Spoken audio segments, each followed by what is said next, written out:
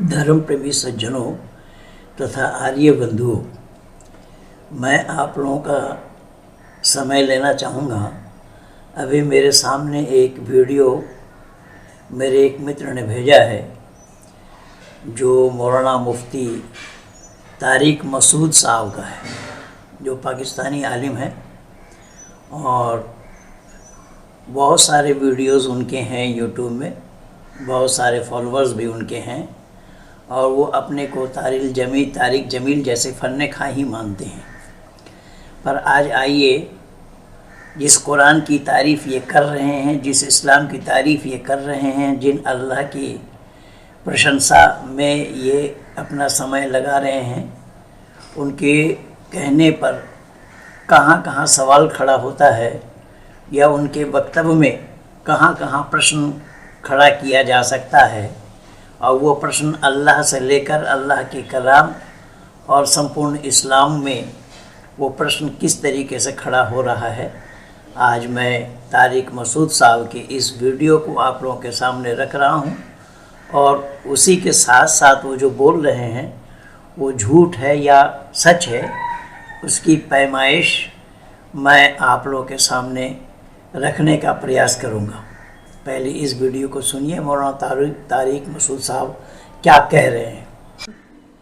तकरीर में सुन रहे, फेसबुक पे आजकल सही तकरीरों के अलावा सब कुछ आ रहा होता है, चलाते रहो ना यूं करके। तो हिंदू पंडित की एक बड़े हैं यहाँ, डिस्टेम्पर काफ़ी लगा के आए हुए होते हैं, वो कलरफुल किस्म के हैं वो काफ़ी। तो वो काफ़ी कौम से खिताब करके उनको समझा रहे होते हैं कि ये मत करो, ये मत करो, ये करो, ये जायज़ है, ये हराम है, ये नाजायज़ है। तो किसी ने उनसे पूछा, वो नीले पीले कलर भी हैं, कलरफुल हैं काफ़ी। तो उनसे किसी ने पूछा कि हम इन बुतों पे इतने इतने किलो दूध चढ़ा देते हैं, इतने इतने किलो दूध चढ़ा देते हैं, तो ये गरीबों को पिला दें इतना दूध, इतना दूध हम क्या करें, गरीबों को पिला दें, ये भगवानों पे जो चढ़ाया जा रहा है इतना दूध। तो उन्होंने जवाब ये दिया कि भाई गरीबों का अपना हक है, भगवान का बोलो अपना हक। जिस भगवान ने इतना खिलाया, इतना पिलाया, इतना गाय बनाई, जिसने ये सारी नेमतें दी, तो आखिर उसका भी तो कोई हक है या नहीं है। उसूली तौर पर जवाब सही है, उसूली तौर पर। बंधुओं, आप लोगों ने सुना, ये मौलाना मुफ्ती तारिक मसूद साहब हैं और एक हिंदू पंडित को ये जवाब दे रहे हैं। हिंदू पंडित ने जो बोला है और इन्होंने इसका समर्थन भी किया। अंतिम शब्द आपने देखा कि वो जायज़ भी है ये कहा है, जबकि पंडित ने जो बोला है और पंडित के लिए ये मखौल कर रहे हैं, पंडित का मजाक बना रहे हैं कि कलरफुल है, लाल पीले काले रंगाए हुए हैं कपाल को। खैर, मौलाना की शक्ल कैसी है वो तो आप लोग देख ही रहे हैं। मैं पूछना चाहता हूँ कि मौलाना साहब, शायद आपको यह मालूम नहीं है कि मूर्ति पूजा वेद में सर्वथा निषेध है। वेद में मूर्ति पूजा की कोई गुंजाइश नहीं है, ना तो मूर्ति को भगवान कहा गया है, ना मूर्ति को भगवान कहने की अनुमति है। तथापि जो लोग पिलाते हैं उनको दूध पिलाते हैं, मूर्ति को दूध पिलाते हैं। तो मूर्ति को दूध पिलाते हैं, मूर्ति दूध पीती नहीं है, क्योंकि दूध पीने के लिए शरीर में नस नाड़ियाँ होनी चाहिए और मूर्तियों में नस नाड़ियाँ नहीं हैं, और नस नाड़ियाँ ना होने के कारण दूध का पीना संभव नहीं है। ये आपकी कहने की बात नहीं है, ये हमारे महापुरुषों ने बहुत पहले ही इस काम को किया है, बताया है। आदि गुरु शंकराचार्य भी मूर्ति पूजक नहीं थे, उन्होंने मूर्ति की पूजा नहीं की, अपितु उन्होंने राजा महाराजाओं से मिलकर के मूर्ति को तोड़ने का आदेश दिया था।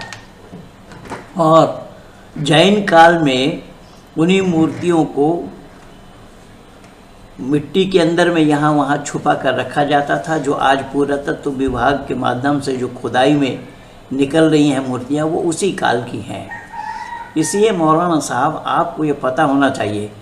लेकिन आपने इन पंडित जी का समर्थन किया, क्योंकि पंडित जी ने जवाब दिया कि जो परमात्मा है वो इतना खिलाया पिलाया हम लोगों को, उनका गरीबों का हक अलग है, परमात्मा का हक अलग है, तो परमात्मा खिलाया पिलाया इसलिए हम लोग भी उनको पिला रहे हैं। लेकिन आपने ये नहीं कहा कि उस परमात्मा में पीने की क्षमता ताकत है या नहीं है, उसमें नस नाड़ियाँ है या नहीं है, वो मूर्तियाँ दूध पी सकती हैं या नहीं, ये नहीं बोला। आपने बोला कुछ हद तक वो सही है। इसका मतलब आपने खुद समर्थन किया है। देखिए मौलाना और आगे क्या बोल रहे हैं कि अगर वाकई भगवान ने ये सब कुछ किया है तो भगवान का भी तो कुछ हक बनता है कि नहीं बनता। देखो यही दलील हम कुर्बानी में देते हैं ना। हिंदू ने ऐसी दलील दी जो मुसलमान उलमा किसके जायज होने की दलील देते हैं, कुर्बानी की। गैर मुस्लिम कहते हैं इतने जानवर, लाखों तुम करोड़ों जानवर एक दिन में काट देते हो, इसमें जाया भी होता है बाज दफा। ये अगर स्टोर होता पूरे साल कटता रहता तो डिस्ट्रीब्यूशन एक खास तरीके से होती, पूरे साल गोश्त मिलता लोगों को। या इतने पैसे गरीब बच्ची की शादी में तुम लगा देते, इतने पैसे किसी के गुर्दे के इलाज में लगा देते तुम, है भाई, इतने पैसों से किसी गरीब की गुर्बत दूर कर देते। तुमने क्या बड़े मोटे मोटे कट्टे लाके काट दिए तुम। यही एतराज लिबरल लोग किस पे करते हैं, बोलो ना, कुर्बानी पे। तो यही एतराज हिंदुओं में जो लिबरल लोग हैं उन्होंने, पंडित लफ्ज होता है, पंडित होता है भाई, पंडित जी, पंडित नहीं पंडित मैंने सुना है, पंडित जी पे किया, सुना है पंडित होता है। तो पंडित जी पे क्या एतराज किया कि जी ये जो आप इतने चढ़ावे हम चढ़ा रहे हैं भगवान पे, तो ये दूध हम किसी गरीब को क्यों ना पिला दें। तो उन्होंने इरशाद फरमाया कि गरीबों को भी, उनके दामद बरकातुहू ने फरमाया कि गरीबों को भी पिलाएं और भगवान का भी आखिर कुछ हक बनता है, इसको भी पिलाएं। यही जवाब हम कुर्बानी के मौके पे देते हैं, यही जवाब हम कुर्बानी के मौके पे देते हैं कि जब लिबरल लोग सवाल करते हैं इतने जानवर तुम काटते हो, सबसे दुनिया का महंगा तरीन त्यौहार है, आपको पता है दुनिया में अरबपति लोग किसी त्यौहार पे इतना नहीं उड़ाते जितना मुसलमानों में गरीब तरीन लोग इस त्यौहार पे इतना खर्च कर देते हैं। समझते हो कि नहीं समझते? आप जरा अंदाजा लगाओ, ये जानवरों में जितना कटता है थोड़ा नहीं है, ये बहुत माल खर्च होता है इस त्यौहार पे। तो सवाल पैदा होता है इतना खर्चा, इतना, एक तरफ सादा दीन है, ये इस्लाम क्या सिखाता है, सादगी, इतना काट दिए जानवर। तो हम जवाब में क्या कहते हैं, जिस अल्लाह ने बनाया उसका इतना हक नहीं है कि अगर वो कह रहे मेरे नाम पे जानवर काटो तो काट दो, चाहे जाया हो जाए, सड़ जाए। हालांकि सड़ते नहीं है, गरीबों के पेट में ही जाते हैं, लेकिन अगर सड़ भी जाए तो जिस अल्लाह ने बनाया वो कह रहा काट दो, तो कुर्बानी तो इसी को कहते हैं ना, नुकसान करना। बंधुओं, आप लोगों ने सुना, ये अल्लाह का हुक्म है कुर्बानी देने का। कुर्बानी करने के लिए हुक्म इलाही है, जो अल्लाह ने हज़रत इब्राहिम को अपने बेटे को कुर्बान करने के लिए कहा था। कुर्बानी करने के लिए, बेटे को कुर्बान करने के लिए या अपने अल्लाह के रास्ते में कुर्बानी देने के लिए कहा था। और ये कुर्बानी देना अल्लाह का रास्ता है। लेकिन मौलाना मुफ्ती तारिक मसूद साहब, क्या आपको ये मालूम नहीं है कि सबसे प्यारा मानव के लिए कौन है? अल्लाह है। तो जब सबसे प्यारा मानव के लिए अल्लाह है, और वो तो आपने भी पढ़ा है और मैंने भी पढ़ी, करीमा मुतरज्जिम नहीं पढ़े थे क्या? बचपन के काल में जब इब्तिदाई तालीम में थे मदरसे में, तो करीमा मुतरज्जिम नहीं पढ़ाई गई थी क्या? उस करीमा मुतरज्जिम में क्या बताया है? करीमा बेबख्शे बरहालिमा के हस्तम असीरे कमंदे हवा, निदारिम गैर अज़दू फरियाद रस, तुई आसिया राए खता बख्श व बस, निगाह दार मारा जराहे खता, खता दरगुजारो सवाबम नुमा।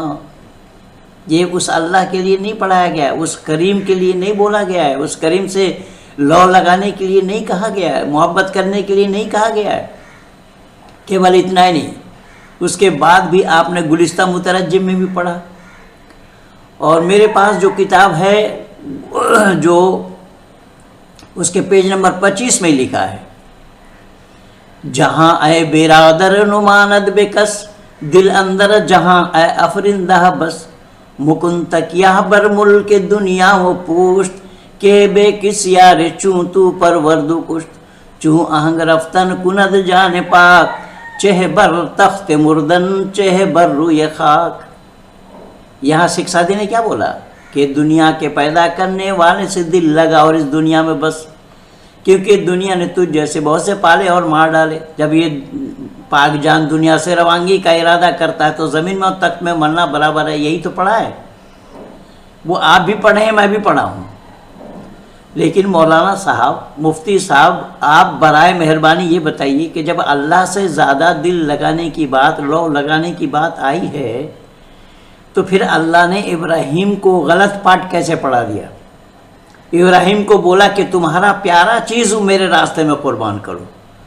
तो इब्राहीम को ये बताना नहीं चाहिए था कि आय अल्लाह, आपसे ज़्यादा प्यारा तो दुनिया में और कोई नहीं है और मैं आपका पैगंबर हूँ, और आपका पैगंबर होने के नाते केवल पैगंबर ही नहीं, आपने मुझे दोस्त बनाया, इसीलिए मैं इब्राहीम भी हूँ और खलील भी हूँ, खलीलुल्लाह हूँ। खलीलुल्लाह के नाम से लोग मुझे पुकारते हैं, मैं अल्लाह का आपका दोस्त हूँ। अल्लाह, मैं जानता हूँ कि आपसे ज़्यादा लो लगा मेरा किसी से नहीं लगा, अल्लाह मैं आपसे ज़्यादा किसी और को मोहब्बत करता हूँ। तो बेटे की मोहब्बत की बात कहाँ से आ जाएगी? मुफ्ती तारिक मसूद साहब, क्या जवाब है आपके पास कि इसके एवज़ में आप क्या बताना चाहते हैं कि अल्लाह से बढ़कर के और कोई है जिससे लौ लगाए इंसान? नहीं, लेकिन इब्राहीम ने यहाँ पाठ गलत पढ़ाया।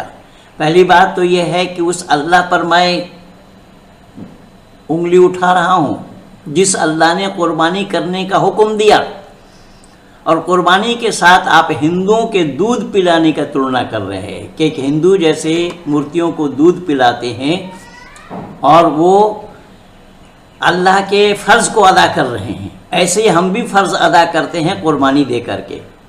तो फिर बराबरी हो गई। फिर दोनों में भेद क्या है? जिस पंडित की तरफ आप उंगली उठा रहे हैं, पंडित जो काम कर रहे हैं वही काम आप कर रहे हैं, तो फिर पंडित के ऊपर उंगली उठाने का आपका क्या हक है, क्या अधिकार है? जो काम वो पंडित कर रहे हैं वही काम आप कर रहे हैं। आप दुनिया वालों को करने के लिए कह रहे हैं और सबसे महंगा त्यौहार बता रहे हैं आप। तो जो अल्लाह कुर्बानी करने का हुक्म दे, जबकि कुर्बानी का खून और गोश्त अल्लाह के साथ कोई ताल्लुक़ नहीं रखता, ये मैं नहीं कह रहा हूँ, स्वयं कुरान में अल्लाह ने जिक्र फरमाया है। तो इसके बावजूद भी अल्लाह से क्या ताल्लुक़ है उस कुर्बानी का, उस कुर्बानी के गोश्त का? और इब्राहीम को हुक्म हुआ कि अपने बेटे इस्माइल को कुर्बानी करो, और बेटे को वहाँ से हटा लिया गया, आँख में पट्टी बांधी गई, वहाँ काट नहीं पाए, बेटे को हटा लिया गया। तो पकड़ करके नहीं काट रहे थे क्या? पकड़ करके काट रहे थे, तो फिर पता क्यों नहीं लग पाया? और बेटे को हटा करके एक दुम्बा ला करके, दुम्बा कहाँ से आया भाई? खरीद करके आए या चोरी का माल था? जन्नत से भेजा अल्लाह ने दुम्बा या दोजख से भेजा? दोजख में अल्लाह अगर दुम्बा रखते होते तो वो जल गया होता। मतलब ये हुआ कि जन्नत में है दुम्बा, तो जिस जन्नत में दुम्बा रहते हो वहाँ निजासत गलीज़ा नहीं है क्या? और जन्नत से ला करके दिया। जो अल्लाह को दुम्बा ही काटना था या कटवाना था, तो फिर इस्माइल को ज़बह करने की बात कहाँ से आई? तो इसका मतलब ये हुआ कि आप भी ढोंगी हैं, पाखंडी हैं, तमाशा कर रहे हैं, तमाशबीन लोग देख रहे हैं दुनिया। और अल्लाह कुर्बानी करने का हुक्म दे, अल्लाह से क्या वास्ता है उस कुर्बानी का? अल्लाह जब रहमान है, रहीम है, ये कुरान में खुद कहा है और आप भी मानते हैं। जब अल्लाह दया करने वाला मेहरबान है, तो क्या अल्लाह उन कुर्बानी करने के पशुओं पर दया किया है? कुर्बान होने वाले पशुओं पर दया किया है? उन पशुओं की क्या गलती है जिनके गले में छुरी चलाया जा रहा है? उन पशुओं ने क्या गलती किया है जो उनके गले में छुरी चलाई जा रही है? क्या जवाब है मौलाना तारिक साहब आपके पास? आगे सुनिए क्या बोल रहे हैं। अरे कुर्बानी पराठे खाने को थोड़ी कहते हैं। कुर्बानी किसे कहते हैं? आप मुझे पराठे खिला के थोड़ी कुर्बानी दिलवाएंगे। आप मुझसे पराठा छुड़वाएंगे तो कुर्बानी होगी। आज मुफ्ती साहब से हमने कुर्बानी ली है।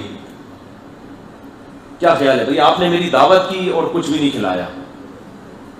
मैं कहूँ ये क्या हो रहा है? आपने आज हमने आपसे कुर्बानी ली है। मैं कहूँगा ठीक है भाई, ले ली। अब तकलीफ तो हुई लेकिन शायद सवाब मिल जाए इससे। और आपने मेरी दावत की और पराठे रख दिए सुबह नाश्ते में, तो ये कुर्बानी नहीं है। मैं कहूँगा ऐसी कुर्बानी रोज होनी चाहिए। तो कुर्बानी का मतलब क्या है? नुकसान करना। तो मुसलमान अपना क्या करता है? नुकसान करता है। यही गोश्त हम मार्केट से खरीद के खाते, सस्ता पड़ता।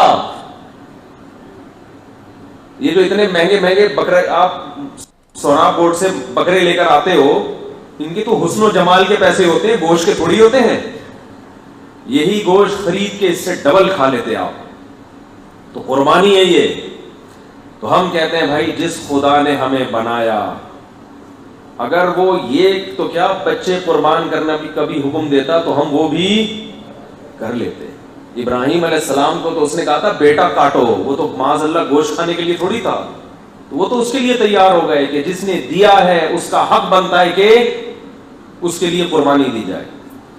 तो हिंदू के जो डिस्टेंपर शुदा पंडित जी थे, उन्होंने भी इरशाद फरमाया कि भगवान पे जो तुम इतना दूध चढ़ाते हो, अगर कोई हक है? उसूली तौर पे जवाब सही है, लेकिन इसमें एक बहुत बड़ा फॉल्ट है कि जो सच्ची मुच्ची का भगवान है उसके लिए तो ये चीज समझ में आती है, ये क्या लगता है तुम्हारा, इसने क्या दिया है तुम्हें जो इस पे इतने दूध के चढ़ावे चढ़ा रहे? मुस्टंडा जो बैठा हुआ है कमबख्त, वो जो। देखिए, इसमें दोनों बातें कही है इन्होंने कि उसूली तौर पर तो वो सही है, लेकिन जो मूर्तियों के लिए कही जा रही है, मूर्तियों ने क्या किया है? जो मुस्टंडा बैठे हैं, मूर्तियों को मुस्टंडा कह रहे हैं, जो मुस्टंडा कह रहे हैं और बता रहे कि उनमें क्या है जो उन्होंने उसको दूध पिलाई जा रही है। तो दूध पिलाने के साथ आपने कुर्बानी का तो तुलना कर दिया। और रही बात कि आपने ये भी कही कि किसी ने हमें दावत दी और दावत दे करके पराठा खिला रहे हैं और कुछ ना खिलाए, तो दावत का मतलब क्या होता है? दावत का मतलब होता है मेहमान नवाजी करना। तो दावत आपको दी किसी ने और वो आपको कुछ खिलाया नहीं, तो वो दावत थोड़ा ही होगा, उसको दावत थोड़े ही कहे जाएंगे। कैसे मुफ्ती का डिग्री हासिल किया आपने भाई? आप इसी में मंतक पढ़े हैं, इसी को ही सुल्लम बताया जाता है, इसी को ही मंतिक बताया जाता है, फ़िक़्ह इसी को ही बताया जाता है। जिस फ़िक़्ह को आपने पढ़ा है, क्या उसमें ये तर्क नहीं आया है कि उसमें ये तर्क नहीं बताए गए हैं कि किसी ने किसी को दावत दी और वहाँ कुछ खिलाया नहीं तो उसको दावत कहा जाएगा, या वो दावत के नाम से उसको पुकारा जाएगा? तो बेतुकी बातें कर रहे हैं। आपको भी उल्टी सीधी बातें करनी आती है, और उल्टी सीधी बातें करना तो कोई मुफ्ती मसूद साहब से सीखे। ये मुफ्ती मसूद साहब नहीं, ये जितने भी मुफ्ती हैं या मुँह फटी हैं, ये सब ऐसे ही हैं। बेतुकी बातें बिना सिर पैर की, ये बिना सिर पैर की बातें और कहाँ कहाँ की है वो भी मैं आज आप लोगों के सामने प्रस्तुत करूँगा। देखिए ये मौलाना क्या कह रहे हैं। और भाई मंदिरों में जाके उस पे चढ़ा रहे हैं ना, वो जो बना हुआ है, इसने कौन से एहसानात किए? ये क्या लगता है भाई तुम्हारा? इस सवाल का जवाब क्या हुआ? न सवाल करने वाला ये सवाल कर रहा है, वो भी पी गया सवाल को, और जवाब देने वाला भी इसको बोलते क्यों नहीं, पी गया। कुरान यही तो दलील देता है कि पहले भगवान होना तो साबित करो, खुदा होना, अल्लाह होना, गॉड होना तो साबित करो इसका। पहली बात तो यह है मौलाना तारिक मसूद साहब कि खुदा अल्लाह गॉड एक नहीं है। खुदा अलग चीज़ है, और गॉड अलग चीज़ है, ईश्वर अलग चीज़ है। ईश्वर ने कहीं पर भी ये नहीं बोला है कि कुर्बानी करो। ईश्वर का उपदेश ये कहीं नहीं आया है संपूर्ण वेद में कि मेरे रास्ते में कुर्बान करो। लेकिन अल्लाह तो अपने रास्ते में कुर्बानी चाह रहे हैं, अपने रास्ते में कुर्बानी करने के लिए अपने पैगंबर को हुक्म दे रहे हैं। तो अल्लाह और ईश्वर दोनों एक कैसे हो जाएंगे? कैसे नहीं होंगे उसका भी मैं हवाला दिया हूँ, फिर भी बता रहा हूँ। अल्लाह तो इन्नल्लाह यर्ज़ुक़ु मन यशाअ बिग़ैरि हिसाब कह रहे हैं कि मैं जिसको चाहता हूँ बेहिसाब रोज़ी देता हूँ। ईश्वर का यह हुक्म नहीं है, ईश्वर का यह आदेश नहीं है। ईश्वर का उपदेश है कि जितना करोगे उतना पाओगे, उससे ज़्यादा मैं नहीं दूंगा, क्योंकि उससे ज़्यादा देना औरों के साथ अन्याय है। जिस अन्याय को अल्लाह जानते ही नहीं है, उसी अल्लाह को आप ईश्वर के साथ, गॉड के साथ मिला रहे हैं। आपको भी इसकी सही जानकारी नहीं है। मुफ्ती साहब कुछ दिन आइए मेरे क्लास में पढ़ लीजिए, मेरे स्कूल में कुछ दिन पढ़ लीजिए तो मैं पढ़ा दूंगा सही क्या और गलत क्या है। केवल इतना ही नहीं, अल्लाह ने कहा वातुइज़्ज़ु मन तशाअ वातुज़िल्लु मन तशाअ बियदिकल खैर इन्नका अला कुल्लि शैइन क़दीर, कि अल्लाह ताला जिसको चाहते इज़्ज़त देते, जिसको चाहते बेइज्जत करते हैं। ये अल्लाह का काम है। लेकिन ईश्वर का काम क्या है? ईश्वर कह रहे हैं, उपदेश दे रहे हैं कि तुम इज़्ज़त वाला काम करोगे तो पाओगे इज़्ज़त, बेइज्जती वाली काम होगी तो तुम्हारी बेइज्जती होगी। उसमें मेरा कोई रोल नहीं है, ये सब तुम्हारे कर्म के ऊपर निर्भर कर रहा है। लेकिन ये अल्लाह खुद कह रहे हैं इस बात को, अल्लाह खुद कर रहे हैं इस काम को, तो फिर अल्लाह और ईश्वर दोनों एक कैसे हो जाएगा? अल्लाह और ईश्वर के बारे में आपको कुछ भी जानकारी नहीं है, आप जानते ही नहीं है। झूठ मूठ के मुँहफटी हैं आप, और मुँहफटी आपकी है, इसीलिए आप मुँहफट बात कर रहे हैं। आइए और सुनते हैं क्या बोल रहे हैं ये। क्या दलील है कि ये खुदा है? ये तो तुमने अपने हाथों से बनाया है, पत्थर में आंखें तुमने खुद फिट करके क्रिएटेड है। ये अगर तुम्हारे लिए चढ़ाए तो कुछ खोपड़ी में बात आती है कि तुमने इसको बनाया है, ये दूध लेकर आए। ये तो मुस्टंडा जब से यहां बैठा हुआ है, जलजल आएगा तो हिलेगा, वरना ये हिलने का नाम नहीं ले रहा।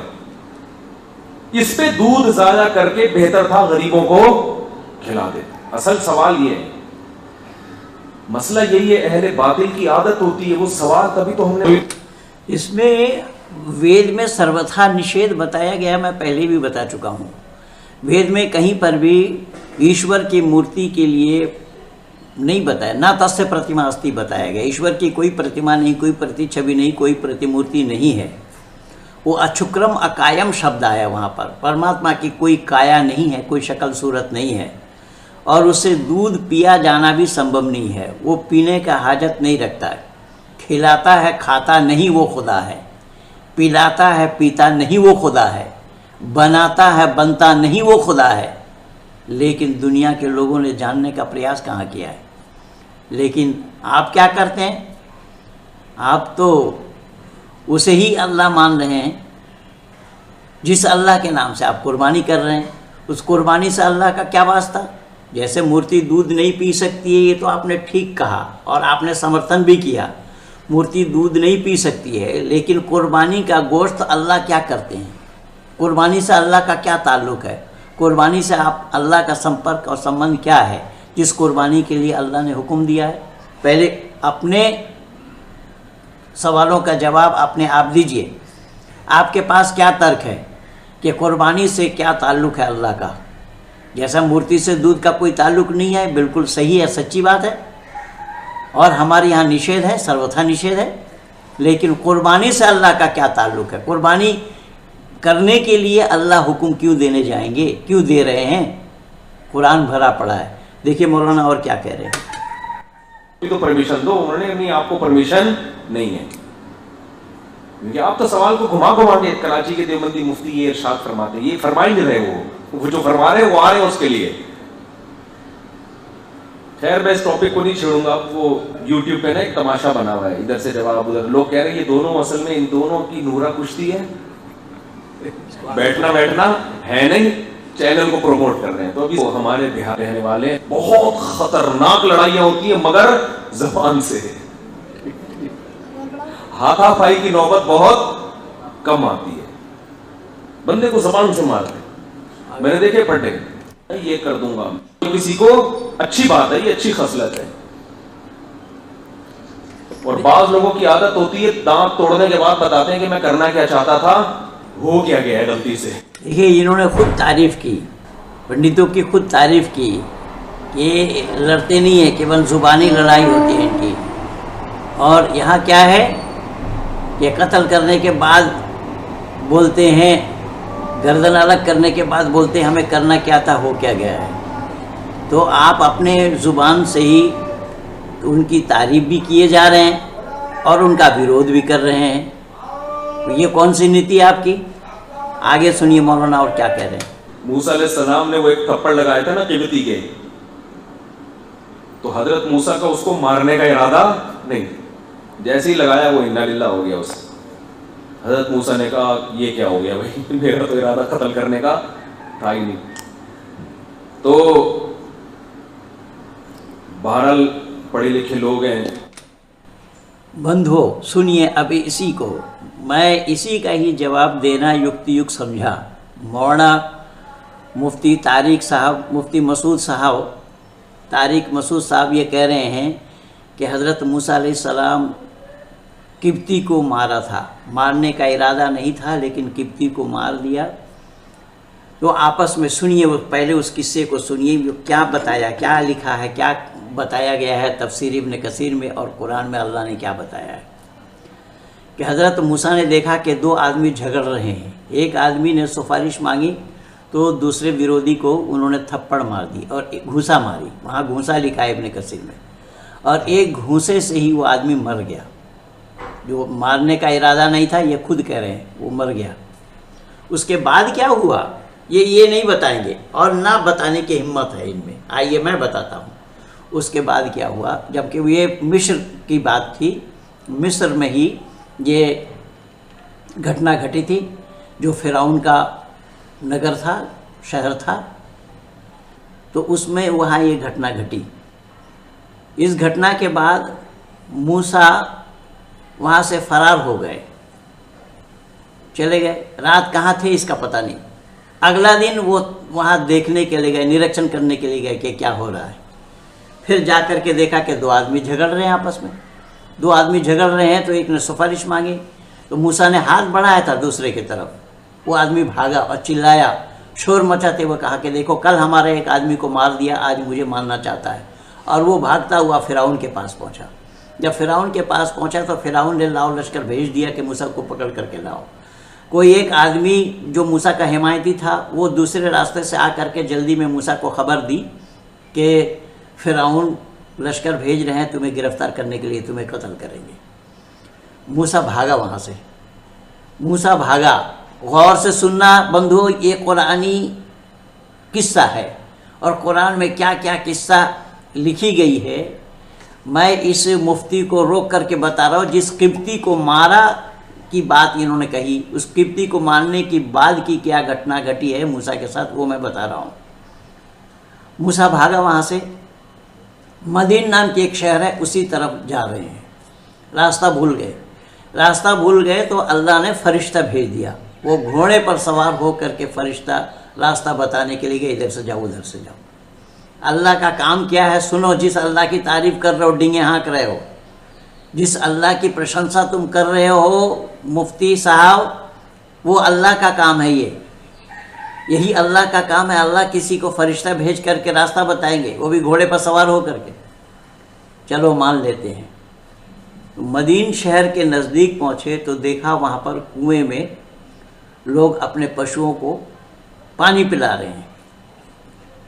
तो पानी पिला रहे हैं, उसमें दो लड़की भी खड़ी थी। दोनों लड़की को मूसा ने पूछा कि आप लोग पानी क्यों नहीं पिला रहे? तो बोले ये पानी पिलाने नहीं देंगे, हमें अपने आप खींच करके पानी पीना पड़ेगा। और वो पानी पिलाने वाले ने एक पत्थर, बड़ा सा पत्थर उस कुएं के मुंह में रख दिया और फिर चल दिए।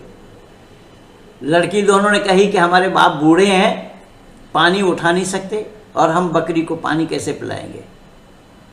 मूसा ने एक धक्के में उस पत्थर को हटाया और डोल डाला, पानी उठाए और उन दोनों लड़कियों के बकरियों को पानी पिलाया। एक बार के पानी उठाने से वो पानी पी करके तृप्त हो गए। अल्लाह ने उस पानी में बरकत दी। अब इससे अंदाज़ा लगा लीजिए कि अल्लाह का काम क्या है। अब ये दोनों लड़की घर चले गए, जबकि वहाँ तफसीर इब्न कसीर में लिखा है कि बाप के लिए वो कह रहे थे कि बाप बूढ़े हैं, तो जब बाप बूढ़े हैं पानी नहीं निकाल सकते, तो ये दोनों लड़की क्या मूसा के इंतज़ार में वहाँ थी कि मूसा आएंगे जब पानी पिलाएंगे बकरी को? वो तो रोज़ाना का काम था बकरी को पानी पिलाने का, और जब पानी उठा नहीं सकती तो उस कुआं के नज़दीक बकरियों को लेकर के जाने का क्या ताल्लुक़ रहा, क्या संपर्क रहा, क्या संबंध रहा। फिर वो दोनों लड़की घर आ गई। बाप ने पूछा, और बाप के लिए कहा गया है, इसमें किंवदंती है, कुछ ने माना है कुछ ने नहीं माना। बाप एक पैगंबर थे जिनका नाम शुएब बताया गया है। बेटियों से पूछा, दोनों लड़की से पूछा कि आज जल्दी आ गए? तो उन्होंने घटना सुनाई। और इसमें ये बताया गया है कि मूसा भागते भागते आए जो मिस्र से, तो खाना नहीं पानी नहीं, वो पेड़ के पत्ते को खाए, घास फूस खाए, और ऊपर से पेट में हरा हरा दिखाई दे रहा है घास के पत्ते को, घास फूस पेट के ऊपर से दिखाई दे रहा है। अब कितना गप है, ऐसे गप को ही इस्लाम वाले कुरान मान रहे हैं। ये तफसीर इब्न कसीर में ये बात लिखी हुई है, और मैं उसी तफसीर इब्न कसीर के सूरा कसस में ही सूरा नंबर 28 है, उस 28 नंबर सूरा को आप पढ़ेंगे तो ये किस्सा आप उसमें पा जाएंगे। कसस का किस्सा का बहुवचन है कसस, और कुरान खुद कह रहा है कि कुरान किस्सा है।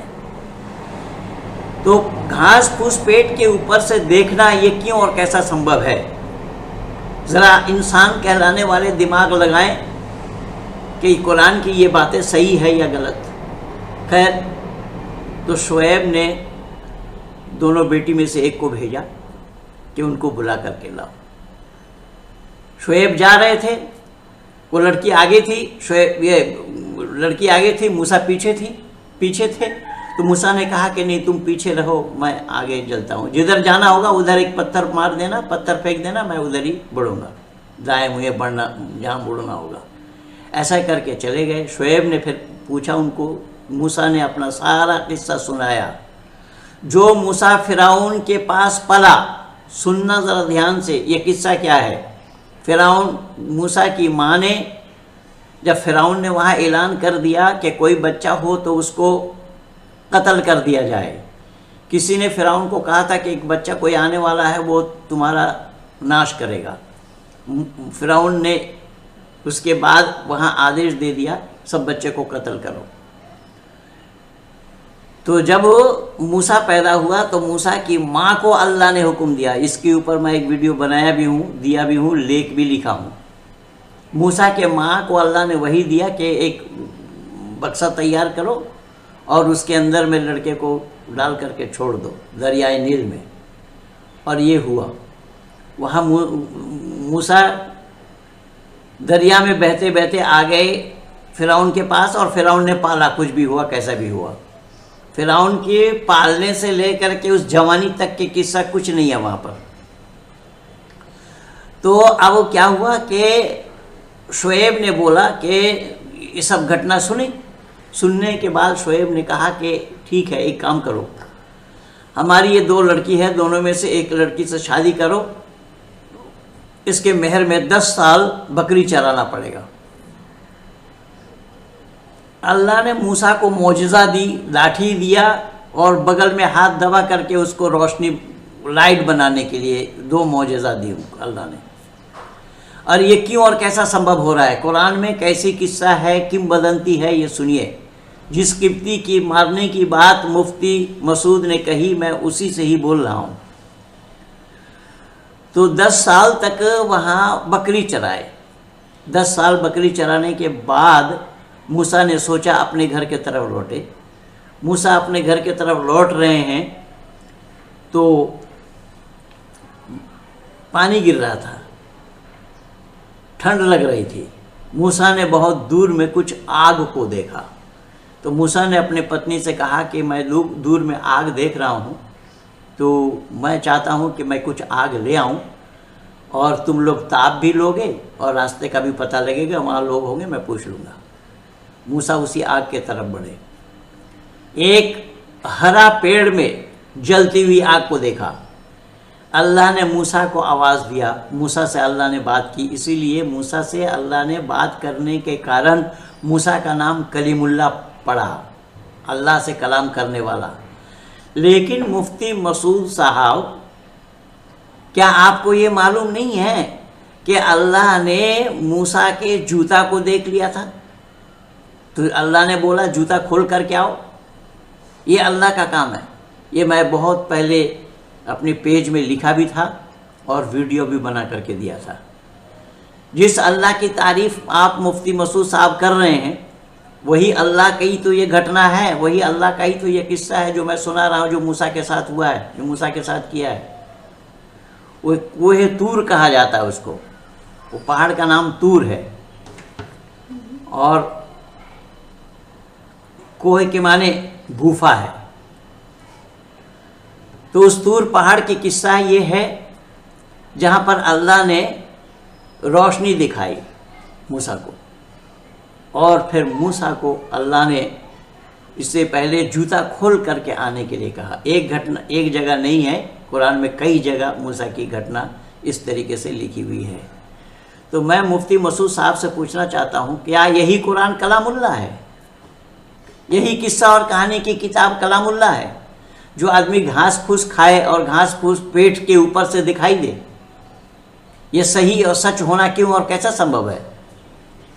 जिस पर आप आकीदा रखते हैं, जिस पर आप विश्वास करते हैं, क्या ये विश्वास योग्य बातें हैं, विश्वास लायक बातें हैं जी कुरान में लिखी हुई है? जो कुरान में बताई गई है ये बातें मानने लायक है? कहाँ रह गया आपका दिमाग? आप उन मूर्तियों को दूध पिलाने के कारण उसका विरोध कर रहे हैं, तो आपके कुरान में ये क्या किस्सा है? कुरान में जिस किस्से को बताया गया है उस किस्से को आप सही और सच क्यों और कैसे मानते हैं? क्या है आपके पास प्रमाण इसका कि हाँ आदमी घास फूस खाए और पेट के ऊपर से वो दिखाई दे हरापन? ये तफसीर इब्न कसीर में लिखा है। सुनिए और मौलाना उसी अल्लाह के बारे में क्या कह रहे हैं। बिहारी भाइयों में मेरे करीबी दोस्त हैं बहुत सारे, एजुकेशन का रेशो इनमें ज्यादा है, ज़हीन बहुत है।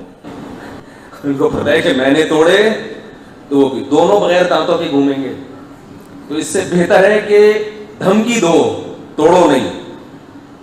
अच्छा करते हैं, चंगा करते हैं, आगे बढ़ाना। जवाब इतना लंबा आया कि मैंने कहा आउट ऑफ द पॉइंट होता तो पता नहीं क्या होता। टू द पॉइंट इतना लंबा है, 17 बयान आता फिर मेरा ख्याल है। खैर, आप कहेंगे कह भी रहूंगे, बात नहीं करनी, फिर करते भी जा रहे हैं। तो असल सवाल ये था कि ये जो तुम इसको इतना भगवान को दूध पिला रहे हो, तो ये कौन है, इसको किसने बनाया? ये तो तुम्हारे हाथों का बना हुआ है। इसकी क्या दलील है कि ये जो असल खुदा है आसमानों में, ये उसका नुमाइंदा है जमीन पे? इसकी क्या दलील? आसमानों में खुदा है, इसका मतलब खुदा धरती पर नहीं है। तो फिर ये कुरान का कहना कहाँ तक सही होगा? वइज़ा सअलका इबादी अन्नी फइन्नी क़रीब। क्या अल्लाह करीब है सवाल करने वाले, पुकारने वाले के? ये कैसा संभव होगा? और अल्लाह आसमानों में है। बिल्कुल सही कह रहे हैं आप। अल्लाह आसमानों में है तो तूर पहाड़ में कौन है? तूर पहाड़ में कौन आ गया? अल्लाह कैसे आ गया तूर पहाड़ में? और वो अल्लाह भी मूसा का जूता देख लिया। इस अल्लाह की बात कर रहे हैं आप? ये है अल्लाह आपका जो मूसा का जूता देखे? और मूर्ति के लिए जो दूध पिलाने की बात आई है, कोई भी हिंदू ये नहीं मानता, ये नहीं कहता कि मूर्ति ईश्वर है। मूर्ति को ईश्वर नहीं माना जाता। मूर्ति को ईश्वर मान करके नहीं पिलाते, मूर्ति को देवता माना जाता है। पर मूर्तियों में दूध पीने की क्षमता नहीं है, वो तो मैं पहले ही बता चुका हूँ। लेकिन आप जिस अल्लाह की तारीफ़ कर रहे हैं वो अल्लाह क्या है? वो अल्लाह 7वां आसमान पर रहता है, ये कह रहे हैं। अर्रहमान अर्श इस्तवा, ये आया है कुरान के अंदर में कि वो अल्लाह 7वां आसमान पर रहता है। अल्लाह शरीरधारी है, अल्लाह मुजस्सिम है, अल्लाह निराकार नहीं है। और शरीरधारी का अनेक सारा प्रमाण मैं आप लोगों को प्रस्तुत कर रहा हूँ, देखिए जरा। इसकी तो कोई दलील किसी के पास नहीं। ऐसे तो किसी को भी बना लो, बंदर को बना लो। कोई भी बंदा बैठ के कहने लगे लाओ जी 10-10 किलो दूध लेकर आओ मेरे लिए, चढ़ावे चढ़ाओ। क्यों भाई? मैं भगवान हूं। तो अब आप नहीं लेकर आ रहे तो आप कहो देखो, जिस भगवान ने तुम्हें इतना खिलाया उसको तुम एक आइसक्रीम नहीं खिला सकते। तो भाई तू पहले ये तो साबित करके तू भगवान है। ये रूहानी आमिल ये काम बहुत करते हैं। Assalamu alaikum. This is an urgent appeal for the people of Yemen. Just get lost. रूहानी टोपी ड्रामे ये काम आमिल तो मेरे लफ्ज मुंह से निकलता ही नहीं है। जितने भी रूहानी टोपी ड्रामे हैं वो ये काम बहुत करते हैं। ये ले आओ, हदिये ले आओ, देखो फिर जिन आ गया, चुड़ैल आ गया। तू कहां से लेकर आएगा? तुझे कौन सी किताब में लिखा है कि तुझे जिन भगाने आते हैं? तो खुद शोबतबाज है तू। तो तौहीद इस्लाम के बुनियादी अहकाम में से एक हुक्म है। इंसानियत को इस्लाम ने दावत दी है कि इन पत्थरों के सामने मत झुको, पत्थरों के सामने मत झुको। ये तो वेद में ही आया है, मैं पहले ही बता दिया हूँ। लेकिन जिस इंसानियत की बात आप कर रहे हैं, इंसानियत कहाँ है इस्लाम में? जिस अल्लाह की बात आप कर रहे हैं उस अल्लाह के अंदर में इंसानियत की बात कहाँ है? वो अल्लाह ने कहाँ बोला कि इंसानियत है? अल्लाह ने कहा इंसानियत यही है, वक़ातिलूहुम हत्ता ला तकूना फितनतुन व यकूना दीनु लिल्लाह। जब तक अल्लाह का दिन दुनिया में फैल ना जावे, जब तक काफिरों को जहाँ पाओ वहीं कत्ल करो। इसे आप इंसानियत कहते हैं? यही इंसानियत है कुरान में। देखिए मौलाना और क्या कह रहे हैं। मज़ारों के सामने मत झुको, ये तुम्हें जहन्नम का ईंधन। मज़ारों के सामने मत झुको। भले ही ये पाकिस्तानी मज़ारों के सामने ना झुकते हों, पाकिस्तानी मज़ारों के सामने ना गिड़गिड़ाते हों, लेकिन मौलाना मुफ्ती साहब तारिक मसूद साहब, जब आप हज को जाते हैं तो खाना काबा में वहाँ जा कर के संगे अस्वद को बोसा देना पड़ता है या नहीं? रोज़ा को तवाफ़ करना पड़ता है या नहीं? संगे अस्वद को चूमना पड़ता है या नहीं? ये क्या है? ये क्या करते हैं? तो ये जब आप एक ईश्वरवाद की बात कर रहे हैं तो वहदहू ला शरीक की बात कर रहे हैं, तो वहदहू ला शरीक कहाँ है? वातिउल्लाह वातिउर रसूल है कुरान में। कुल इन कुंतुम तुहिब्बूना अल्लाह फत्तबिऊनी युहिब्बुकुमुल्लाह व यग़फिर लकुम ज़ुनूबकुम अल्लाहु गफ़ूर रहीम है कुरान में। मोहम्मद को पाए बिना कोई अल्लाह को पा नहीं सकता। मोहम्मद को पाए बिना कोई अल्लाह के नज़दीक पहुंच नहीं सकता। अल्लाह को पाने से पहले मोहम्मद को पाना पड़ेगा। फिर भी आप एक ईश्वरवाद कह रहे हैं। एक ईश्वरवाद अगर देखना हो तो वेद से मिलना संभव होगा। वेद में एको देवा सर्वभूतेषु गुणा सर्वव्यापी सर्वभूतांतरात्मा, परमात्मा एक है, भिन्न और कोई नहीं। जो सृष्टि के रचनाकार हैं, सृष्टि के रचयिता हैं। उसके लिए फिर पूछा वो कितने हैं, तो फौरन वेद से ही जवाब आया है, न द्वितीयो न तृतीयो चतुर्थ न प्युच्यते न पंचम न षष्ठः सप्तमो न प्युच्यते न अष्टमो नवमो दसवां। 1 से लेकर के 10 तक गिनाते हुए कहा कि वो परमात्मा बिल्कुल तन्हा है, वाहिद है, ला शरीक है। वो 2 नहीं, 4 नहीं, 6, 8, 10 नहीं है। वो तन्हा है, एक है, अकेला है, बेमिसाल है, बेनियाज है। परमात्मा को अनुपम कहा गया। अनुपम के माने जिसकी कोई उपमा नहीं है, जिसकी कोई उपमा दिया जाना संभव नहीं है, वो अनुपम है। ऐसे अनुपम ईश्वर को आप अल्लाह के साथ मिला करके भी टींगे हाँक रहे हैं। जो अल्लाह कुर्बानी करने का हुक्म दे, ये तो आपने खुद अपनी ज़ुबान से ही कहा है, आपकी इसी वीडियो में ही है। तो जब अल्लाह खुद ये सब काम करा रहे हों तो फिर ऐसे अल्लाह को रहमान और रहीम कहा जाना क्यों और कैसा संभव है? देखिए मौलाना और क्या कह रहे हैं। बनाएंगे अल्लाह कहेगा। एक हिंदू बच्ची का फोन आया, बेचारी मुसलमान हो गई थी। उसने कहा कि मेरे अब्बा सुबह मिठाई रख के जाते हैं भगवान के सामने, शाम तक वो मिठाई वैसी की वैसी पड़ी रहती है। भगवान को इतनी तौफीक नहीं मिलती कि यूं मुंह नीचे करके उसको गौर से देख ही ले। ये धारणा ही गलत है। भगवान वही है जो जिसको खाने की आवश्यकता नहीं होती।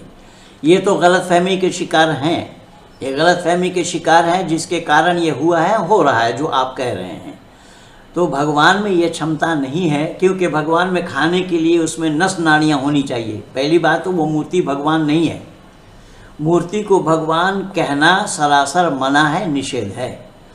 तो मूर्ति में खाने की क्षमता या पीने की क्षमता इसीलिए नहीं है, इसलिए मैं बोलूँगा खिलाता है, खाता नहीं वो खुदा है। जो खिलाता है खुद खाने की हाजत नहीं रखता, जो पिलाता है खुद पीने का हाजत नहीं है जिसके अंदर में, वो उसको ईश्वर कहा जाता है।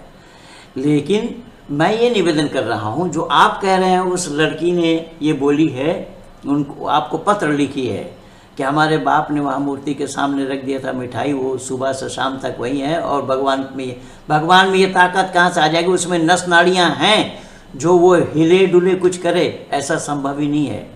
मूर्ति में तभी तो ये लोग प्राण प्रतिष्ठा करते हैं, और मूर्ति में प्राण प्रतिष्ठा करने वालों से भी मैं कहूँगा कि मूर्ति में अगर आप लोग प्राण प्रतिष्ठा करते हैं तो जो आपके घर में आपके माता पिता या कोई और लोग मर गए हैं, उनकी मूर्ति में प्राण प्रतिष्ठा क्यों नहीं कर देते? उनके प्राण को क्यों नहीं लौटा देते? आज तक नहीं हुआ है। इसलिए साबित हो रहा है, ये प्रमाणित हो रहा है कि ये ढकोसला है, मिथ्याचार है। मूर्ति में प्राण का प्रतिष्ठा होना, किया जाना संभव नहीं है। ये वेद में सर्वथा निषेध है। लेकिन मौलाना अल्लाह के लिए क्या कह रहे हैं वो भी सुनिए। भाई आप मेहमान के सामने कोई अच्छी चीज रखो, भूख नहीं भी होगी, धोने वाले तो ले ही लेगा ना। अरे मेजबान को खुश करने के लिए धोने वाले तो ले ही लेगा कि यार इतनी मेहनत से इसने बनाया। अभी तो आप कह रहे थे कि दावत दिया और वहाँ कुछ खिलाया नहीं, और फिर आप कह रहे हैं कि मेज़बान ने खुश कर दिया। तो आप तो दो तरीके की बात कर रहे हैं। आपने पहले क्या बोला शायद वो आपको याद नहीं है कि मेहमान नवाजी के लिए किसी ने दावत दी और कुछ खिलाया नहीं, और आप अभी बोल रहे हैं कि भूख नहीं भी होगा तभी धोने वाला वो ले लेगा। तो ये दोनों बातें परस्पर विरोधी हैं। आप कहना क्या चाहते हैं दुनिया वालों को, ज़रा उसका स्पष्टीकरण तो दीजिए। आगे सुनिए क्या बोल रहे हैं। ये भगवान ऐसा है कि इतनी भी तौफीक नहीं कि यूं करके देख ले, जैसे देख रहा है वैसे के वैसे ही देख रहा है, फिर अब्बा शाम को आके उठा ले। इसका भी ये भी पंडित जी से सवाल पूछा गया था कि हम तो देखते हैं मिठाई रखो शाम को वैसी की वैसी। तो पंडित जी का जो इरशाद था, उन्होंने इरशाद फरमाया कि ये जो मिठाई से जो गैसेस निकलती हैं, गैसेस, इन गैसों से भगवान लुत्फ अंदोज होते हैं। ये भी झूठ है। उन गैसों से, मिठाई के गैस से भगवान लुत्फ अंगेज होते हैं। पहली बात तो यह है कि लुत्फ अंगेज होने के लिए, उसके लुत्फ उठाने के लिए उसके शरीर में नस नाड़ियाँ होनी चाहिए। ये ज्ञान भी आपको नहीं है और आप इसको बता भी नहीं पा रहे हैं। उसने जो बोला उसी का ही समर्थन कर रहे हैं, उसी के बात को दोहरा रहे हैं। जिस पंडित की आप चर्चा कर रहे हैं, वो पंडित ने जो जवाब दिया, उसके जवाब में आपका तर्क क्या है वो आप नहीं रख पाए। न जाने क्या आपने फ़िका पढ़ा है। फ़िका अगर पढ़े होते तो इसमें जवाब तो था, लेकिन वो जवाब आपके पास कहाँ है? आपने कैसे मुफ्ती डिग्री हासिल की? मुफ्ती की डिग्री आपने कैसे हासिल की? फ़िका पढ़ने के बाद, सुल्लम को पढ़ने के बाद, मंतिक को पढ़ने के बाद ही तो मुफ्ती की डिग्री हासिल की जाती है। तो आपके पास तर्क शक्ति कहाँ है? आपके पास तर्क करने की मादा कहाँ है? आप उसी का ही समर्थन कर रहे हैं, उसी को ही बोल रहे हैं। आगे सुनिए मौलाना और क्या कह रहे हैं। इन गैसों से भगवान क्या होते हैं? बोलो, लुत्फ अंदोज। पहली बात तो यह है कि भगवान इतने नफीस क्यों हैं? इतनी पुरतकल्लुफ लाइफ उनकी है भाई। इतना नफीस मेहमान आए, घर में मेरी कोई इंपॉर्टेंस नहीं है, इस घर में कोई मेरी परवाह नहीं करता। मिठाई सूंघने से उसका शुगर लेवल बढ़ जाए, कहोगे भाई इतने नफीस लोग इस मुआशरे में चल नहीं सकते। दूसरी बात ये कि भगवान लुत्फ अंदोजी के लिए इस गैस का मोहताज क्यों है आगे बढ़। जो उसमें से निकल रही, समझते हो भाई? ये कायनात का कोई ना कोई बनाने वाला है, मगर वो बनाने वाला अल्लाह है, और उसने कुरान नाजिल किया, और वो कहता है जुम्मे की नमाज पढ़ो, और वो कहता है रोजे रखो, और वो कहता है दाढ़ी रखो, और वो कहता है ये जिना से बचो, और ये करो और वो करो। इसकी क्या दलील है? बस वो अल्लाह है, हमें क्या पता कौन है वो? ये तो मौलवियों ने बता दिया वो अल्लाह है, अर्श पे बैठा हुआ है, और ये कह रहे और ये कह रहे, ये तो इनकी बनाई हुई बातें हैं। सवाल नहीं समझ में आ रहा मेरा ख्याल है। देखिए, ये अपने आप ही बोल रहे हैं कि ये मौलवियों ने बताया अल्लाह अर्श पे बैठा है, यहाँ है, यहाँ है, यहाँ है, यहाँ है। ये उस पर भी सवाल उठा रहे हैं, जबकि अर्रहमान अर्श इस्तवा के पहले ही मैं बता चुका हूँ अल्लाह अर्श पर है।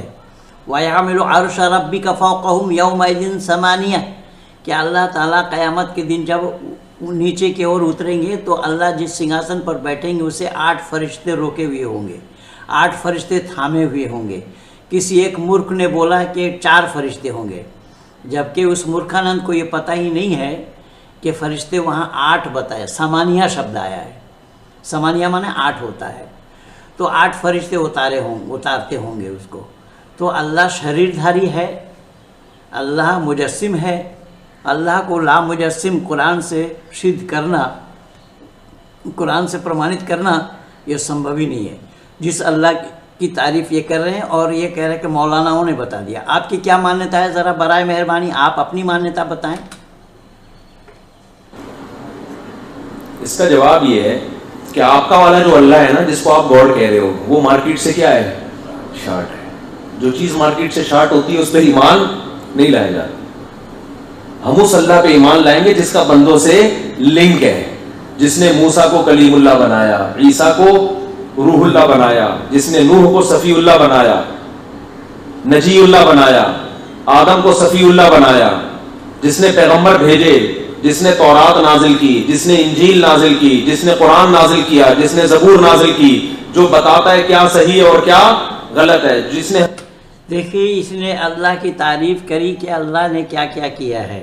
अल्लाह को ये मालूम नहीं है कि तौरात क्या है, ज़बूर क्या है, इंजील क्या है। जो अल्लाह ने कलीमुल्लाह बनाया, मूसा को, ईसा को रूहुल्लाह बनाया, रूह देने वाला। रूह देने वाला अगर ईसा है तो अल्लाह कौन है? और ये किंवदंती सब कुरान की है। कुरान को कलामुल्लाह, इसीलिए मैंने 2 टुक में बोला है कि कुरान को कलामुल्लाह सिद्ध कर दो अगर किसी में हिम्मत है तो। कुरान को कलामुल्लाह सिद्ध करना उतना ही कठिन काम है जितना कि अंधकार में प्रकाश को ढूंढना। मैं आज 38 वर्षों से यही काम कर रहा हूँ, आज तक कलामुल्लाह सिद्ध कर नहीं पाया।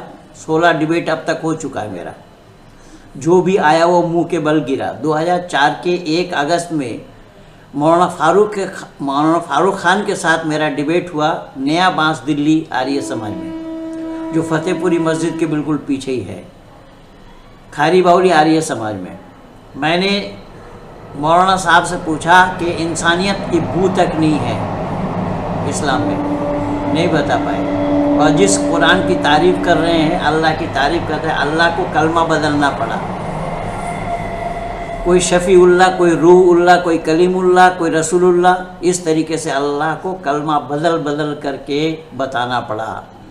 जिस अल्लाह की तारीफ़ ये कर रहे हैं, लेकिन अल्लाह कौन है कुरान को मालूम नहीं, ना इस्लाम वालों को पता है कि अल्लाह की ज्ञान पूर्ण है। अल्लाह को ज्ञान बदल बदल करके देने की आवश्यकता नहीं है। अल्लाह को ज्ञान बदलना पड़ा, कभी तौरात, कभी ज़बूर, कभी इंजील, कभी कुरान। और तौरात में तौरात की बड़ाई की गई, ज़बूर में ज़बूर की बड़ाई की गई, इंजील में इंजील की बड़ाई की गई, और कुरान में कुरान की बड़ाई की गई। कुरान को कुरान करीम हमीदुम मजीद बताया गया है कुरान को। और मूसा को जो तौरात दी, उस तौरात की भी तारीफ़ की गई। अब लोग किस कुरान को कैसे मानेंगे? जब तारिक मुर्तज़ा के साथ मेरा डिबेट हुआ, तारिक मुर्तज़ा ने कहा हम वेद को भी ईश्वरीय ज्ञान मानते हैं और कुरान को भी मानते हैं। तो मैंने कहा कि ईश्वरीय ज्ञान मानते हैं आप, तो पहले ज्ञान कौन सा? बड़े वेद है। तो वह पहले ज्ञान में कौन सी कमी रह गई थी जो बाद में पूरी की? इसी का ही जवाब नहीं दे पाए वो, इसी में ही फंसे पड़ेंगे। यानी जो तौरात, ज़बूर, इंजील और पैगंबरों की बात ये कह रहे हैं, जब अल्लाह को पैगंबर बदलना पड़ता है, अल्लाह को कुरान ज्ञान अपना बदलना पड़ता है, तो वो अल्लाह ज्ञानवान कैसे होंगे? वो अल्लाह ज्ञान में परिपूर्ण कैसे होंगे? अल्लाह का ज्ञानवान होना या अल्लाह का ज्ञान में परिपूर्णता होना ये संभव ही नहीं है, क्योंकि अभी एक बात कहकर उसको बदल दे, वो ज्ञानवान क्यों और कैसे हो जाएंगे? इसलिए कुरान के अल्लाह पर ये दोष लगा है। मौलाना मुफ्ती मसूद साहब, आपको गहराई से इस पर चिंतन और विचार करना चाहिए कि जो आप दलील दे रहे हैं वो सही नहीं है। सही और सच्चा दलील यही है जो मैं दे रहा हूँ। जहाँ पर जिस कुरान में यही बात लिखी गई है, जिसमें ये बताई गई है कि आदमी घास खाए, ऊपर से घास दिखाई दे, पेट के ऊपर से हरा हरा घास दिखाई दे, ये है कुरान। कैसी किस्सा कहानी वाली किताब है? और किस्सा कहानी वो भी तो है, जब यूसुफ वाला किस्सा पढ़िए, यूसुफ और जुलेखा का किस्सा पढ़िए, वो किस्सा भी तो अल्लाह का ही फरमान है, अल्लाह का ही बयान है। वहाँ पर सूरज और चांद और सितारे को सीधा करते दिखा दिया है। ये एक दो किस्सा हो तो मैं बोल करके सुना करके बैठ जाऊँ, वो तो कुरान तो किस्सा ही किस्सा। नहनु नकुस्सु अलैका हसनल क़सस बिमा वहयना इलैका हाज़ल कुरआन व इन कुन्त मिन क़ब्लिही लमिनल गाफ़िलीन। कुरान खुद कह रहे इस बात को। मैं एक मनोरम किस्सा सुना रहा हूँ, जिस किस्से से तुम गाफिल थे, जिस किस्से को तुम नहीं जानते थे, ऐसा किस्सा मैं सुना रहा हूँ। तो कुरान से ही सिद्ध हो रहा है, कुरान किस्सा और कहानी की किताब है। तो आप कैसे उस कुरान की तारीफ़ कर रहे हैं? तो कहानी की किताब है, तो ये सरिता सरीर और वगैरह जो हमारे भारत में मिलते हैं, मौलाना शायद आपने पढ़ी नहीं होगी उनको, वो भी तो ऐसा ही किस्सा है, कहानी है। कहीं कहीं ईटा कहीं करोड़ा, भानुमती ने कुनबा जोड़ा, और जो कुरान के अंदर में ही है। आप सुनिए मौलाना और क्या बोल रहे हैं। हमें बताया कि मेरी इबादत ऐसे करोगे तो होगी, वरना नहीं होगी। जिसने बताया कि ज़िना बुरी चीज है, जिसने बताया कि निकाह अच्छी चीज है, जिसने बताया कि माँ बाप का एहतराम करना है, जिसने बताया निकाह अच्छी चीज़ है, ज़िना बुरी है, लेकिन मौलाना ये नहीं बताया हलाला क्या है, ये तो आपने बताया नहीं। मुता क्या है, ये तो आपने बताया ही नहीं। तो हलाला और मुता को भी तो बयान करना चाहिए था कि अल्लाह ने बताया है कि कैसी उसकी इबादत की जाए। उसकी इबादत कहाँ है? उसमें उठा बैठी में ही ध्यान लगा रहेगा कि इबादत करते हैं जो लोग जन्नत की तमन्ना में। इबादत तो नहीं, एक तरह की वो तो रिश्वत है। डर कर नारे दोज़ख से खुदा का नाम लेते हैं, कहाँ की बंदगी है, बुज़दिलाना हरकत है। लेकिन सच्ची बंदगी क्या है? मगर जब शुक्र नेमत से जभी झुकती है बंदे की, ये सच्ची बंदगी ही एक शरीफाना इबादत है। इसलिए मैं कहूँगा अबरू के महराब में नमाज वो सीधा अदा करना जायज़ है। ये क्या बेवकूफ़ी की बात करता है कि तो उठता और बैठता है, जिसको आप इबादत कह रहे हैं। आप जानते हैं सच्चाई कहाँ है? सच्चाई किनके पास है? दुनिया के आगाज़ में परमपिता परमात्मा ने वेद मुक़द्दस में मानव मात्र को ये सब बताया है कि ज़िना हराम है। तो केवल कुरान की बातें हैं क्या? ज़िना के लिए और सब जगह नहीं बताया, लेकिन मुता के लिए भी तो बताना चाहिए था आपको। मुता क्या है, हलाला क्या है, ये भी तो कहना चाहिए था। वो भी तो आदेश कुरान का ही है हलाला का। अत्तलाक़ मररतान फ़इम्साकुम बिमारूफ़िन औ तस्रीहुम बिइहसान फ़इन यकुल लहुम मिम्मा आतयतमुहुन्ना शय'अन लन यख़ाफ़ल्ला युक़ीमु हुदूदल्लाहि फ़ला तअतदूहा व मन यतअद्द हुदूदल्लाहि फ़उलाइका हुमुज़ ज़ालिमून फ़इन तलक़हा फ़ला तहिल्लु लहु मिन बअद हत्ता तनकिह ज़ौजन। ये सब भी तो बताना चाहिए था आपको। आपने वो सब क्यों छोड़ दिया? ये सब आदेश तो अल्लाह का ही है, लेकिन वेद में विवाह का तो आदेश है, तलाक की कोई विधि नहीं है। वैदिक संस्कृति में तलाक नहीं है, और तलाक को आप जानते नहीं हैं। और यही 3 तलाक, इसीलिए तो भारत सरकार ने उसी 3 तलाक पर कानून बनाया है। इसीलिए मौलाना मैं आपको खुली चुनौती दे रहा हूँ कि आइए, अगर है डिबेट करने की मादा तो सामने बैठ करके डिबेट करिए। दुनिया के लोग भी जाने सही क्या और गलत क्या है, सच क्या है और झूठ क्या है। सही और गलत को दुनिया के सामने में प्रस्तुत करने के लिए आपको मैं खुली चुनौती दे रहा हूँ, खुला निमंत्रण दे रहा हूँ ये नहीं कि दावत दिया आपको खिलाया नहीं, मैं दावत दे रहा हूँ, खिलाऊंगा, आपकी सारी व्यवस्था हमारी होगी। आप आइए, स्वागत है आपका, आपका स्वागत करेंगे, माल्यार्पण करेंगे, डिबेट के लिए आइए। और डिबेट के लिए मेरे पास ये शर्त है कि डिबेट से पहले एक स्टैम्प पेपर में लिखा पढ़ी करनी होगी, जो दिल्ली की 30 हज़ारी कोर्ट में के 154 नंबर ब्लॉक में हमारा चेंबर है। हम अपने वकीलों के पास बैठ करके इसका कागज़ बनाएंगे, और मैं हार गया तो मैं इस्लाम स्वीकार कर लूँगा, आप हार गए तो वैदिक धर्मी बनना। इतनी बातें उसमें उल्लेख करना होगा। और ये डिबेट का स्थान होगा ग्रेटर नोएडा सूरजपुर आर्य समाज, जो नोएडा में है। मौलाना साहब, अगर आप चाहते हैं तो स्वागत है आपका। आपके पाकिस्तान से आने जाने का खर्चा भी हमारा रहेगा, सारी व्यवस्था हमारी होगी, आपके रहन सहन की व्यवस्था हमारी होगी। और मेहमान नवाजी क्या है वो मैं आपको दिखा भी दूंगा कि मेहमान नवाजी कैसे की जाती है, आप्यायन कैसे किया जाता है, मेहमानों का आदर कैसे किया जाता है। क्योंकि हमारे यहाँ वैदिक संस्कृति में अतिथि देवो भव कहा गया है, अतिथि देवता होते हैं, अतिथि देवता कहलाते हैं। इसीलिए आप अपने आतिथ्य को स्वीकार करें, आप इस आतिथ्य को स्वीकार करें और आएँ भारत में। दिल्ली में ही हम बैठ करके ये सब कागज़ तैयार करेंगे और डिबेट के लिए भी तैयार होंगे, ताकि दुनिया वालों को भी पता लगे सही क्या और गलत क्या है। इसीलिए मैंने आपको ये 2 टुक में जवाब देना उचित समझा। जिन पंडितों की आपने मजाक उड़ाई है, पंडित आपको जानते नहीं हैं, और जो लोग पंडित बन करके बैठे हैं उन्हें भी पंडित का भी पता नहीं है। पंडित विद्वान को कहा जाता है, जो विद्वान होते हैं उनको पंडित कहा जाता है, जो इल्म वाला होते हैं उनको पंडित कहा जाता है। लेकिन जिनके पास विद्या ही नहीं है वो पंडित कहलाते हैं हमारे यहाँ पर। और यही तो मैं बोला ना, वो मूर्ति में प्राण प्रतिष्ठा करते हैं। जब उनके घर में कोई आदमी मर गया, उसके अंदर में आज तक प्राण किसी ने नहीं लौटाई। तो ये सब बातें हैं, वो हम भी नहीं मानते हैं जिस पर आप बोल रहे हैं। आइए, लेकिन एक किशोर बाद जो आपने कुरान से बोला है, कुरान का जो हवाला आपने दिया, मूसा कलीमुल्लाह के किब्ती को मानने की जो घटना आपने सुनाई, उसी पर ही मैं बोला कि मूसा के साथ ये क्या क्या हुआ है। जो मूसा अल्लाह से डायरेक्ट बात करें, जो मूसा का संपर्क और संबंध अल्लाह से डायरेक्ट हो, ऐसे मूसा को फिर कहीं जादू दिखाने की आवश्यकता पड़ती है, फिर कहीं तमाशा दिखाने का काम पड़ जाता है, फिर फिरौन को डराना पड़ता है। और सुन लीजिए मौलाना, आपके अल्लाह ने उन फिरौनियों को दरियाए नील में डुबो कर मारा। ये अल्लाह का काम है। अल्लाह का काम अगर यही है किसी को डुबो करके मारना, तो निष्ठुर किसको कहेंगे।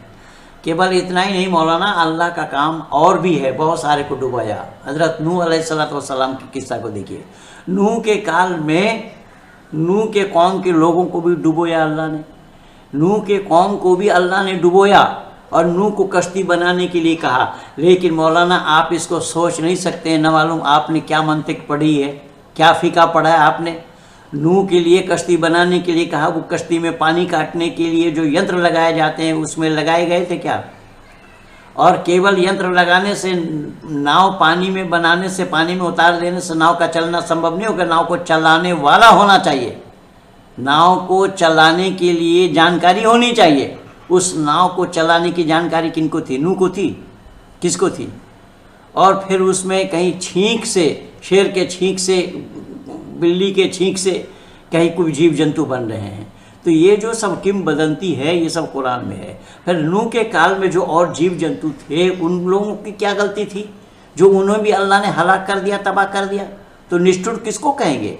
केवल इतना ही नहीं, लूत के काल में देखिए, लूत के ज़माने में भी देखिए, जब आपस में लोग समलैंगिकता व्यवहार करते थे, पुरुष पुरुषों से बदफेली करते थे, वो अल्लाह को रास नहीं आया, अल्लाह को पसंद नहीं आया। अल्लाह ने उसको तबाह करने के लिए फरिश्ता भेज दिया, फरिश्ता भेज दिया। जो फरिश्ता वहाँ आकर के उन लोगों को ख़त्म किया, उन लोगों को मारा। और बताया जाता है कि आसमान से पत्थर बरसाए गए और उन पत्थर में उन लोगों का नाम लिख करके आता था। मैं पूछना चाहता हूँ मुफ्ती मसूद साहब कि उन आसमान से जो पत्थर गिराए गए उन लोगों पर, उन पर नाम किसने लिखा था, किस भाषा में लिखा गया था, वो भाषा कौन सी थी। अगर अरबी में ही लिखी गई थी तो अरबी के अक्षर कैसे बने, कहाँ बने, कब बने, किसने बनाई। ये सब सवालों के घेरे में हैं आपको ये मालूम नहीं है। सिर्फ एक दो घटना नहीं है, ऐसी अनेक घटनाएं हैं जहाँ पर अल्लाह ने मानव समाज को तबाह और बर्बाद किया, डुबोया, कहीं पानी में डुबोया, कहीं पत्थर बरसा करके मारा, कहीं कुछ किया, कहीं कुछ किया। ये सब अल्लाह की करामात है। इसीलिए आइए ना, सामने आकर के बैठिए तो कुरान की सच्चाई क्या है वो मैं आपके सामने खोल करके रखूँगा। मैं आपको निमंत्रण दिया कि कुरान को कलामुल्लाह सिद्ध करने के लिए ये निमंत्रण है मेरा। आप आइए, आपका आतिथ्य करना मेरा फ़र्ज़ है, मेरा कर्तव्य है। मैं आपका आप्यायन करूँगा, आपका स्वागत करूँगा, सारी व्यवस्था हमारी होगी, आपकी रहन सहन की व्यवस्था भी हमारी होगी। जितने जो कुछ भी व्यवस्था होना चाहिए वो सब हमारे तरफ से है। आप आइए, हिम्मत करके आइए और सामने बैठ करके डिबेट करें। और जिस कुरान की तारीफ़ आप कर रहे हैं उस कुरान को कलामुल्लाह सिद्ध करके दिखाइए, ताकि दुनिया वाले भी जाने हाँ कुरान में कैसी कैसी किस्साएँ हैं, कैसी कैसी गप कुरान में बताई गई है। इसीलिए ये मैं आगे न बढ़ाता हुआ यहीं पर वाणी को विराम दे रहा हूँ। और मौलाना मुफ्ती तारिक मसूद साहब के जो कटाक्ष पंडितों पर था या भगवान पर था, उसका जवाब देना मैं युक्ति युक्त समझा। और कुरान के संदर्भ में भी मैं बहुत सारा प्रमाण और हवाला दिया हूँ। ये वीडियो अच्छी लगे तो ज़्यादा से ज़्यादा शेयर करना, लाइक करना, सब्सक्राइब करना, आइकन बेल दबाना न भूलना, जिससे कि हमारी और आपका ये राब्ता कायम रहे। इन्हीं शब्दों के साथ पंडित महेंद्र पाल आर्य, धन्यवाद।